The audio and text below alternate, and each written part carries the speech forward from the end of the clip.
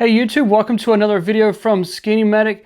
You guys have been asking for this for a long time. This is TraumaGel. You guys have been sending me DMs, emails asking, have I heard of TraumaGel? The answer was yes, but I just didn't have any to do a good demo on. But now I have a product that I can do the demo with. TraumaGel is going to be a plant-based material, a gel. It's kind of like a feel of peanut butter that's going to be used to control major bleeding. We could use it for moderate. Definitely wouldn't use this for minor bleeding just because of the cost here, but for that moderate to major bleeding, that life-threatening bleeding, we can use it for.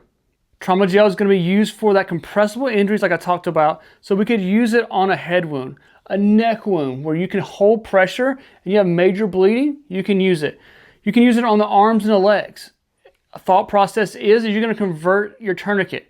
So there's lots of talk right now about putting a tourniquet on and then converting it and then taking the tourniquet off. So you could put a tourniquet on, put the TraumaGel inside the wound here, and then release the tourniquet and you converted your tourniquet. You could use it in some junctional areas where there again, you can hold pressure, and then down on the legs, you could use TraumaGel. You're not gonna just shove this into someone's chest, boop, and it's gonna magically stop the bleeding in someone's chest area, or abdominal area, or even like a pelvis. We're talking about all of your blood volume can end up in your chest cavity, abdominal cavity, or pelvis, all separately. So 5 liters of blood typically is what we have, can all up in the chest cavity. Another 5 liters can up in the abdominal area, and then 5 liters in the pelvis, and we don't bleed a drop on the outside. So that's not what this is for. The TraumaGel, we're gonna put it on the wound here. It kind of oozes down into the wound, and then it says it's gonna control major bleeding within 3 minutes. Now, the bad part about TraumaGel is that it's prescription only. So you gotta have a med control sign off saying you can order this.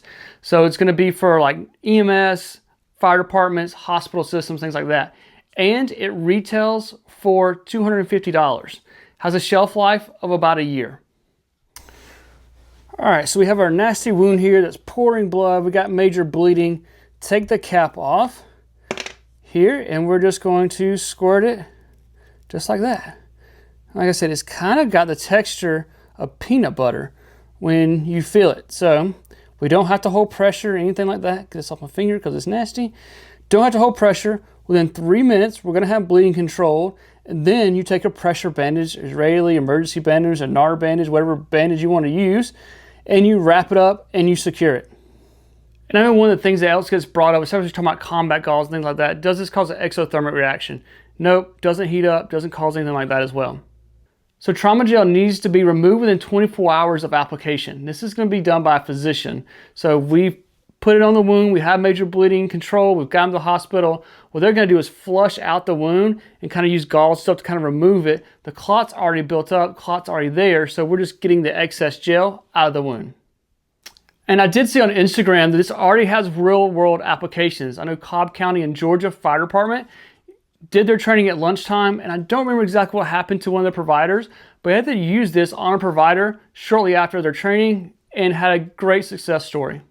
So thank you guys for watching. You never know when you'll be the first responder. Remember the right gear and the right training.